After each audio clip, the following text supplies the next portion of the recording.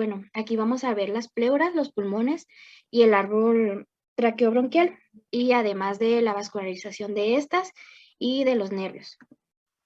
Bueno, las pleuras, cada pulmón está revestido y rodeado por un saco pleural seroso que consta de dos membranas continuas, la pleura visceral, que va a ser esta de aquí, que le va a dar un tono brillante, y vamos a tener otra, bueno, se le llama visceral porque está adosada a la víscera, que en este caso, ya sabemos que cuando hablamos de víscera estamos hablando de un órgano, que pues en este caso va a ser el pulmón. Y la otra va a ser la pleura parietal, que reviste las cavidades pulmonares. Y a esta pues se le dedica mayor estudio. Se llama parietal porque en ella tiene que ver con las paredes de la cavidad torácica. Entre las dos existe un espacio pequeño que se le denomina cavidad pleural. Dentro de esas se encuentra un líquido pleural que se encarga de evitar el roce, es decir, que hay un mejor deslizamiento durante la respiración entre la pleura visceral y la pleura parietal. La tensión superficial del líquido pleural proporciona la cohesión que mantiene la superficie del pulmón en contacto con la pared torácica. Por consiguiente, el pulmón se expande y se llena de aire cuando se expande el tórax, y mientras sigue siendo posible el deslizamiento, de modo similar a una capa de agua entre dos placas de vidrio. La pleura visceral cubre íntimamente al pulmón y se adhiere a todas sus superficies, incluida la situada dentro de las fisuras horizontal y oblicua, que más después les voy a explicar cada una de ellas. La pleura parietal reviste las cavidades pulmonares, adhiriéndose de ese modo a la pared torácica, el mediastino y el diafragma. Es más gruesa que la pleura visceral. Y en las disecciones quirúrgicas y de cadáver puede separarse las superficies que la cubren. La pleura va a constar de tres porciones: la costal, la mediastínica y la diafragmática, además de la pleura cervical. También tenemos una que se llama aponeurosis endotorácica, que va a separar la pleura parietal de la pared torácica. Entonces, desde superficial hasta profundo sería primero la pared torácica, las costillas y músculos intercostales. Después tendríamos la aponeurosis endotorácica, que es un tejido conectivo. Luego tendríamos la pleura parietal, luego el espacio que es la cavidad pleural, luego la pleura visceral y luego el tejido subpleural. Bueno, vamos a empezar con las porciones de la pleura parietal. La pleura parietal reviste las cavidades pulmonares, adhiriéndose de ese modo a la pared torácica, el mediastino y el diafragma. Es más gruesa que la pleura visceral. Entonces vamos a tener cuatro porciones: la porción costal de la pleura parietal, la porción mediastínica de la pleura parietal, la porción diafragmática de la pleura parietal y la pleura cervical o cúpula pleural. Vamos a empezar con la porción mediastínica de la porción costal. Y pues va a ser la que va a estar alrededor de todas las costillas y por eso nos da este nombre.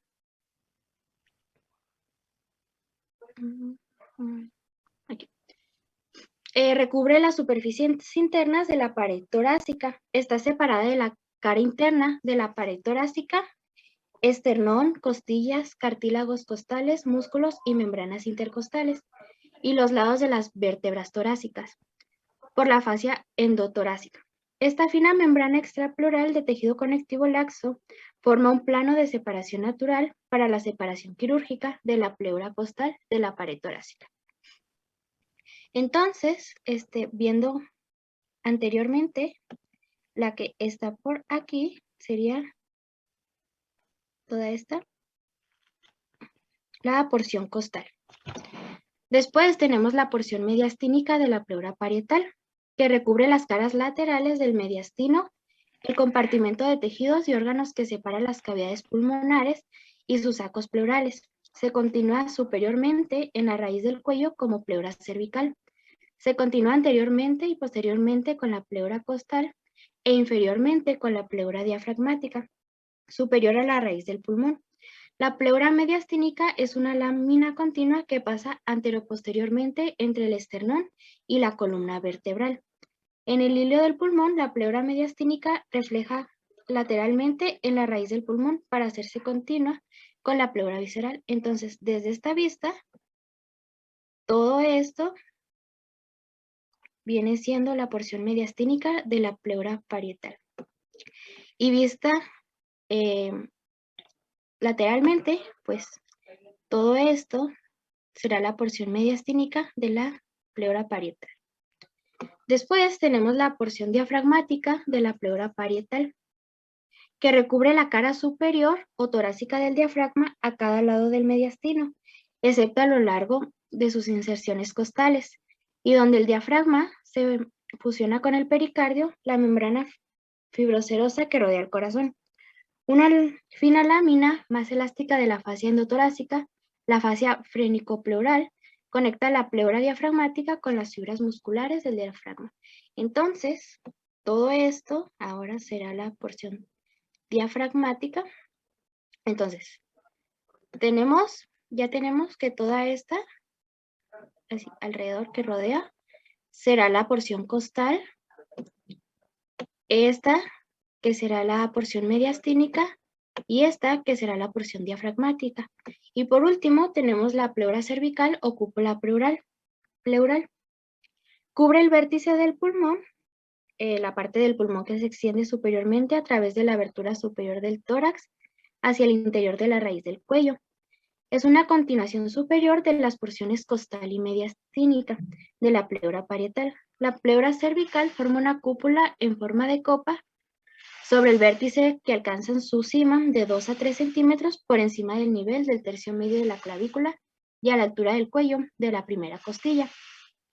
La pleura cervical está reforzada por una extensión fibrosa de la fascia endotorácica, la membrana suprapleural, y la membrana se inserta en el borde interno de la primera costilla y en el proceso transverso de la vértebra 7. Entonces, esto que vemos aquí, que sobresale, viene siendo la pleura cervical o cúpula pleural.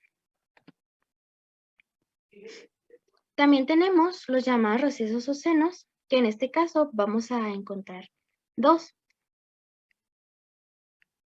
que sería el costo mediastínico y el costo diafragmático. Bueno, los recesos o senos son espacios de cavidad pleural que no están ocupados por tejido pulmonar.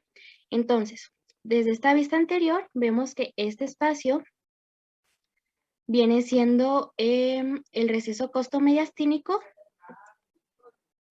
y estos espacios de acá abajo vienen siendo los costodiafragmáticos. Y visto desde una vista posterior, estos son los recesos costodiafragmáticos, y estos de aquí, que se ven pequeños, son los recesos costomediastínicos.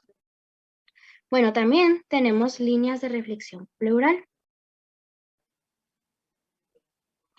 Las líneas relativamente abruptas a lo largo de las cuales la pleura parietal cambia de dirección se refleja desde una a otra pared de la cavidad pleural. Son las líneas de reflexión pleural.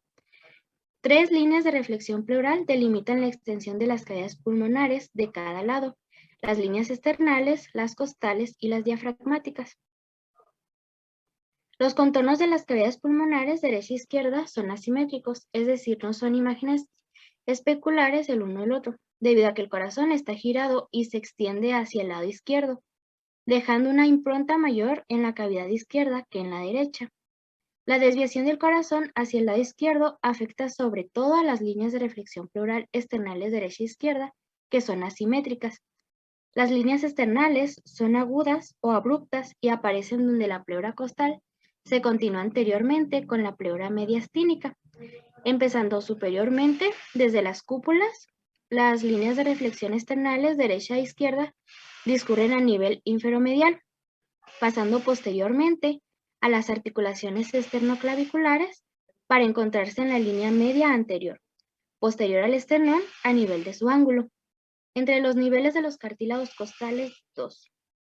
Las líneas derechas o izquierdas descienden en contacto. Los sacos pleurales incluso pueden solaparse uno con otro. La línea de reflexión pleural external del lado derecho continúa inferiormente en la línea media anterior hacia la cara posterior del proceso sifoides al nivel del sexto cartílago costal, donde gira lateralmente. La línea de reflexión external en el lado izquierdo, sin embargo, desciende en la línea media anterior solo hasta el nivel del cuarto cartílago costal. Aquí pasa hacia el borde izquierdo del esternón y continúa inferiormente hasta el sexto cartílago costal, creando una incisura poco profunda a medida que discurre lateral hacia un área de contacto directo entre el pericardio, que viene siendo el saco del corazón, y la pared torácica anterior. Esta incisura poco profunda en el saco pleural de contacto del pericardio con la pared anterior es importante para la pericardiocentesis. Las líneas de reflexión pleural costal son continuaciones agudas de las líneas externales y se encuentran donde la pleura costal se continúa con la pleura diafragmática inferiormente. La línea costal derecha avanza lateralmente desde la línea media anterior. Sin embargo, y debido a la existencia del área desnuda del pericardio en el lado izquierdo, la línea costal izquierda comienza en la línea medioclavicular. Por lo demás, las líneas costales derecha e izquierda son simétricas y avanzan lateralmente, posteriormente y después medialmente, pasando de forma oblicua a través de la octava costilla en la línea medioclavicular y la décima costilla en la línea axilar media, haciéndose continuas posteriormente con las líneas vertebrales en los cuellos de las costillas doceava inferior a ellas. Las líneas de reflexión pleural vertebrales son mucho más redondeadas y son reflexiones graduadas que se encuentran donde la pleura costal se continúa con la pleura mediastínica posteriormente.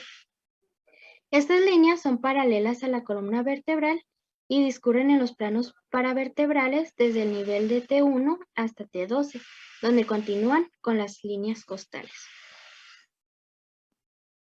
Bueno, ahora vamos a continuar con los pulmones. Pues los pulmones son órganos pares, pero son órganos asimétricos. Es decir, que el pulmón izquierdo tendrá características diferentes al pulmón derecho.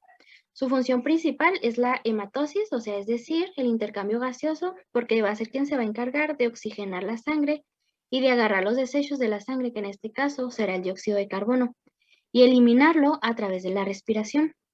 A manera que es el órgano más importante del sistema respiratorio y del intercambio gaseoso que en él se da.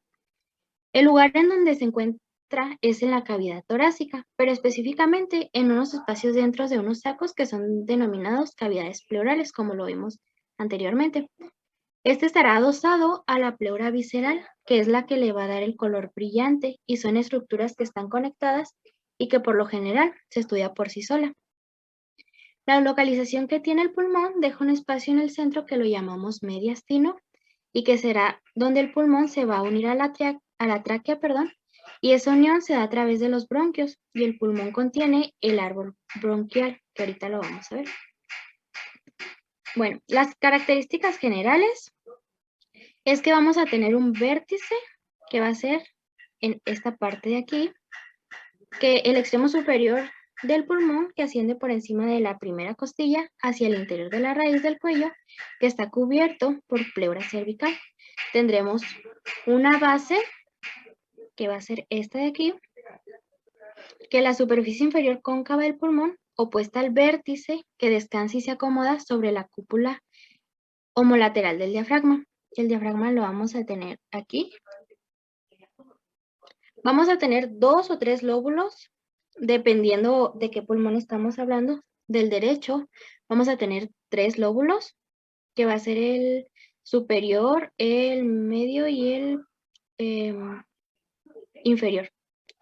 Y en el lado izquierdo solamente vamos a tener 2, que va a ser el superior y el inferior. También vamos a tener 1 o 2 fisuras dependiendo del pulmón que estemos hablando. Tenemos la fisura oblicua, que vamos a tener en ambos pulmones, y la fisura horizontal, que solamente lo vamos a tener en el pulmón derecho. También vamos a tener 3 caras, la costal, que va a ser donde vamos a tener las costillas, que va a ser desde posterior hasta anterior, la mediastínica, que va a ser en este lado, y la diafragmática, que vamos a tener en la base. Y vamos a tener tres bordes, el anterior, posterior e inferior, que pues este nos va a ayudar a, pues, a saber dónde vamos, dónde cambia de costal a media, de costal a mediastínica, de diafragmática a costal y así.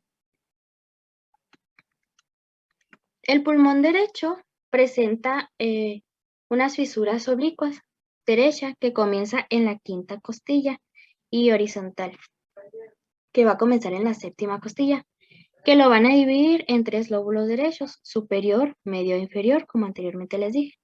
El pulmón derecho es más grande y pesado que el izquierdo, aunque es más corto y ancho debido a que la cúpula derecha del diafragma es más alta y el corazón y el pericardio protruyen más hacia la izquierda. El borde anterior del pulmón derecho es relativamente recto, que es este.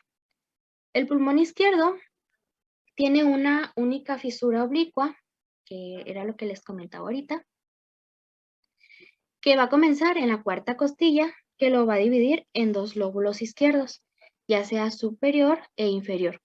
El borde anterior del pulmón izquierdo presenta una profunda incisura cardíaca, una hendidura debido a la desviación hacia el lado izquierdo del vértice del corazón, que va a ser esta de aquí. Esta incisura deprime fundamentalmente la cara anteroinferior del lóbulo superior. A menudo, esta hendidura crea una prolongación delgada en la porción más inferior y anterior del lóbulo izquierdo, en forma de lengua, la língula, que va a ser esta de aquí.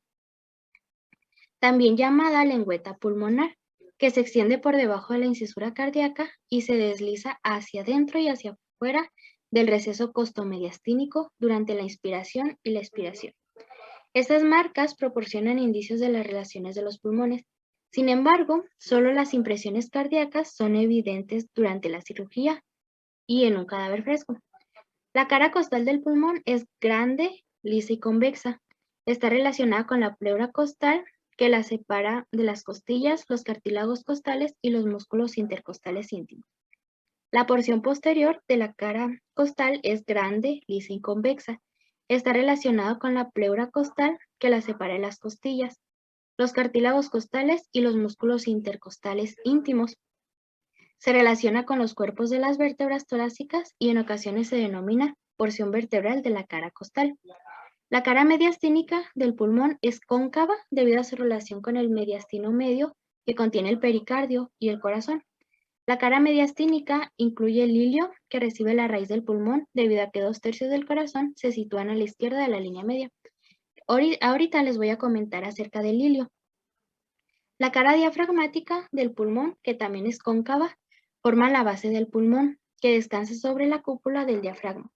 La concavidad es más profunda en el pulmón derecho, debido a la posición más alta de la cúpula derecha que recubre el hígado, lateralmente y posteriormente. La cara diafragmática está limitada por un margen agudo y fino, borde inferior, que se proyecta en el receso costodiafragmático de la pleura. El borde anterior del pulmón es donde las caras costales y mediastínicas se encuentran anteriormente y cubren el corazón. El borde inferior del pulmón circunscribe la cara diafragmática del pulmón y separa estas caras de las caras costales, de la cara costal y mediastínica. El borde posterior del pulmón es donde las caras costales y mediastínicas se encuentran posteriormente. Es amplio y redondeado y se sitúa en la cavidad formada en el lado de la región torácica de la columna vertebral. Bueno, y aquí está. Sabemos que la costal pues va a ser toda esta de aquí y va a ir hasta posterior. La cara mediastínica, que va a estar aquí, que visto sería esta de aquí.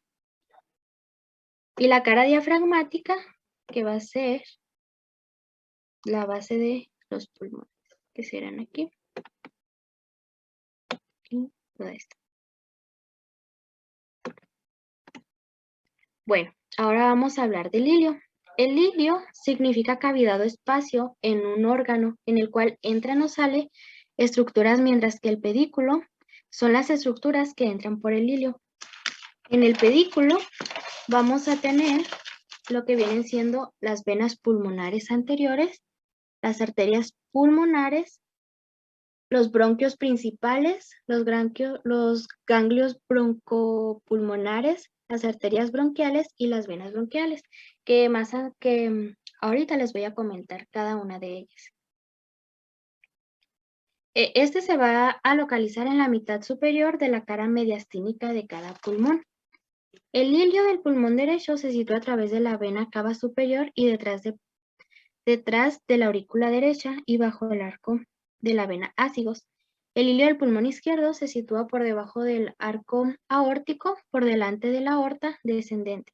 En la parte anterior de cada hilo está el nervio frénico, los vasos pericardiofrénicos y el plexo pulmonar. En la parte posterior está el nervio vago y cada hilio y la respectiva raíz, y está formado por lo que anteriormente les comenté. Ahora vamos a ver las impresiones pulmonares. Bueno, las impresiones pulmonares va a ser todas aquellas por donde va a pasar alguna estructura. Tenemos de las impresiones derechas, vamos a tener el timo, que va a ser aquí donde va a estar. Después vamos a tener la vena cava superior, que va a ser aquí. La vena brachiocefálica derecha, que va a estar en este lado. La tráquea, que va a estar aquí. El esófago, que como tiene que viajar por todo, va a ser el más largo y va a estar ocupando todo esto. La vena ácigos, que va a ser aquí.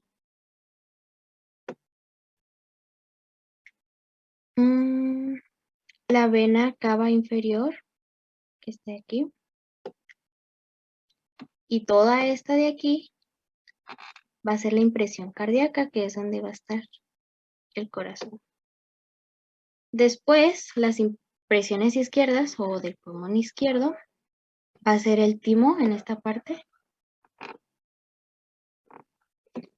La impresión cardíaca, que va a ser toda esta de aquí. El esófago, que solamente va a abarcar aquí. Después vamos a tener la aorta, que va a ser toda esta. La de aquí arriba se llama arco aórtico. Y esta de aquí viene siendo la aorta descendente. Después tenemos la tráquea y parte del esófago.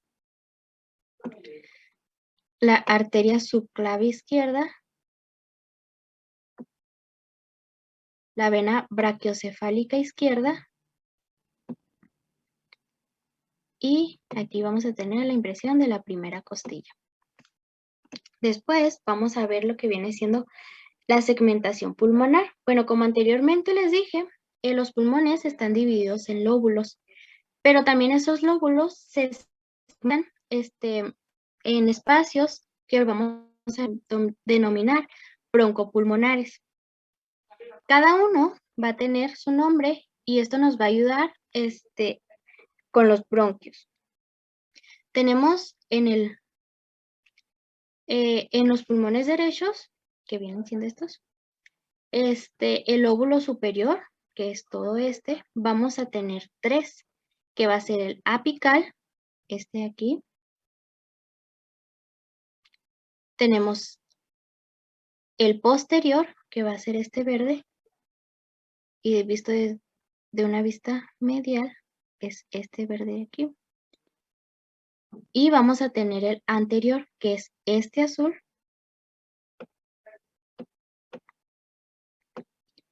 Después en el lóbulo medio, que vienen siendo este y este, vamos a tener el lateral, que va a ser este de aquí, y acá no se observa muy bien, pero está aquí abajito.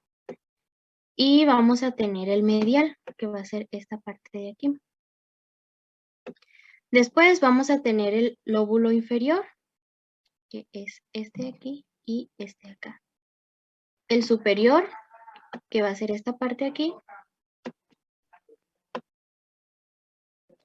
El basal medial, que es este verde y que no se alcanza a ver acá. El basal anterior, que es este amarillo, que acá sí lo podemos ver. El basal posterior, que viene siendo este naranja. Y por último, el basal lateral, que va a ser este de aquí y este de acá. Después la segmentación del pulmón izquierdo. Bueno, esta sabemos que es una vista lateral y esta es una vista medial. Esto es posterior, esto es anterior, posterior y anterior. Entonces se va a tener también el lóbulo superior, el lóbulo inferior, pero el lóbulo superior se va a dividir en dos, que va a ser el ápico posterior, que va a ser este rojo de aquí, y vamos a tener el anterior, que va a ser este azul de aquí. Y vamos a tener la división inferior, que corresponden a estos dos, que va a ser el lingular superior y el lingular inferior. ¿Por qué se llama lingular? Porque pues si recordamos, ahorita les dije que esta parte se llama lingular pulmonar o lengüeta pulmonar. Y por último, en el lóbulo inferior, que viene siendo este de aquí, vamos a tener el superior, que va a ser este. El basal anteromedial, que es este amarillo. El basal lateral, que va a ser el café. Y por último, el basal posterior, que va a ser este naranja de aquí. Desde la vista lateral, pues no se alcanza a ver, pero con medial aquí está. Después vamos a tener lo que viene siendo el árbol traqueobronquial. Permítame tantito.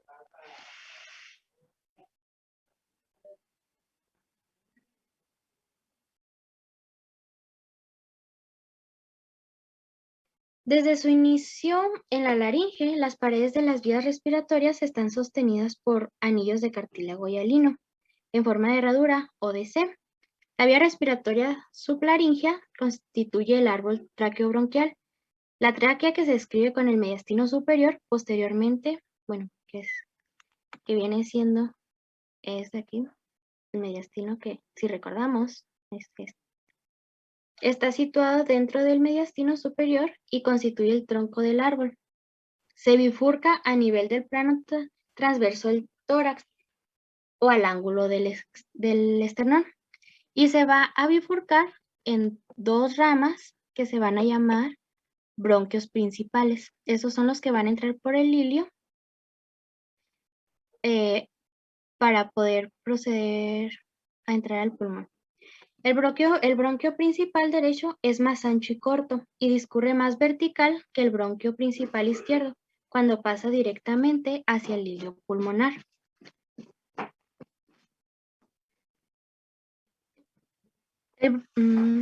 Dentro de los pulmones, las ramas bronquiales se ramifican de manera constante para formar el árbol traqueobronquial. Bueno, después de eso, cada bronquio principal lo vamos a dividir en bronquios lobulares. ¿Y por qué se llaman así? Pues porque van a ir a cada lóbulo de los pulmones.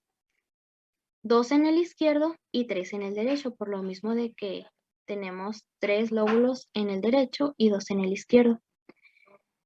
Cada bronquio lobular se va a dividir en varios bronquios segmentarios terciarios que van a abastecer los segmentos broncopulmonares, que van a ser los mismos segmentos que ahorita les comenté. Entonces, los segmentos broncopulmonares, pues sabemos que son las subdivisiones más grandes de un lóbulo. Son segmentos del pulmón de forma piramidal que con sus vértices orientados hacia la raíz del pulmón y sus bases hacia la superficie pleural. Están separados de los segmentos adyacentes por tabiques de tejido conectivo, que esto lo vamos a ver más a profundidad ahorita que veamos la vascularización de los pulmones. Están abastecidos independientemente por un bronquio segmentario y una rama terciaria de la arteria pulmonar. Se denomina según el bronquio segmentario que los abastece. Drenan a través de las porciones intersegmentarias de las venas pulmonares situadas en el tejido conectivo entre segmentos adyacentes a los que drenan. Normalmente son de 18 a 20, 10 en el pulmón derecho, de 8 a 10 en el pulmón izquierdo, dependiendo de la combinación de segmentos. Más allá de los bronquios segmentarios terciarios, hay de 20 a 25 generaciones de ramificaciones bronquiolos, que van a ser las ramas terminales. Van a carecer de cartílago en sus paredes. Los bronquiolos de conducción transportan aire, pero no poseen glándulas ni alvéolos. Cada bronquiolo termina de origen a varias generaciones de bronquiolos respiratorios, que se caracterizan por la presencia dispersa de vaginaciones de paredes finas, los alvéolos, que se extienden desde su luz. Los alvéolos pulmonares constituyen la unidad estructural básica del intercambio de gases en el pulmón, debido a la presencia de los alvéolos. Los bronquiolos respiratorios están implicados tanto en el transporte de aire como en el intercambio de gases. Cada bronquiolo respiratorio da origen a 2 o 11 conductos alveolares, cada uno de los cuales origina a su vez 5 o 6 sacos alveolares. Los conductos alveolares son las vías respiratorias alargadas densamente revestidas de alvéolos, que conducen a unos espacios comunes, los sacos alveolares, en los cuales se abren los racimos de alvéolos.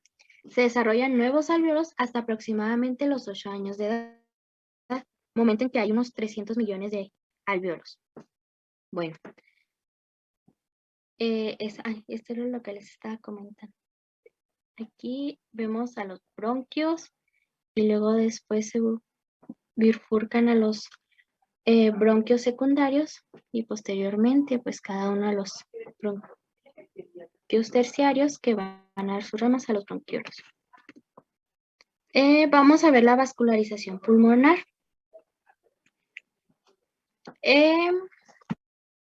Para la vascularización pulmonar nos vamos a dividir en dos cosas. Para hematosis, o llamado funcional también, pero que este va a servir más bien para el intercambio de, pues, de gases. Ajá, perdón, se me fue la palabra, de gases. Okay. Y después vamos a tener para nutrir. Entonces para hematosis solamente van a pasar, excepto de las venas pulmonares, que van a recoger, que también pueden recoger de lo mismo, y para nutrir, que van a ser las arterias bronquiales y las venas bronquiales. Entonces, vamos a empezar con las arterias pulmonares. Sabemos que salen del ventrículo derecho, pero específicamente lo más importante es el que se van a originar a nivel del tronco pulmonar, en el tronco pulmonar. Después se van a bifurcar y van a crear la arteria pulmonar derecha e izquierda. Aunque son arterias, estas van a llevar la sangre desoxigenada y van a entrar por el ilio. Una vez que penetran el ilio del pulmón, siempre acompañarán los bronquios. Y esos, como se van a meter en los segmentos bronquiales hasta llegar al alvéolo, serán intrasegmentarios porque van a estar dentro de los segmentos. Entonces, esta va a ser las arterias pulmonares que van a acompañar a los bronquios. Aquí está en azul porque pues muchos autores los ponen en azul por las características histológicas que la tienen. Y además porque esta lleva sangre desoxigenada. Después vamos a tener las venas pulmonares. Ahora, lo contrario, van a ser estas rojas de aquí.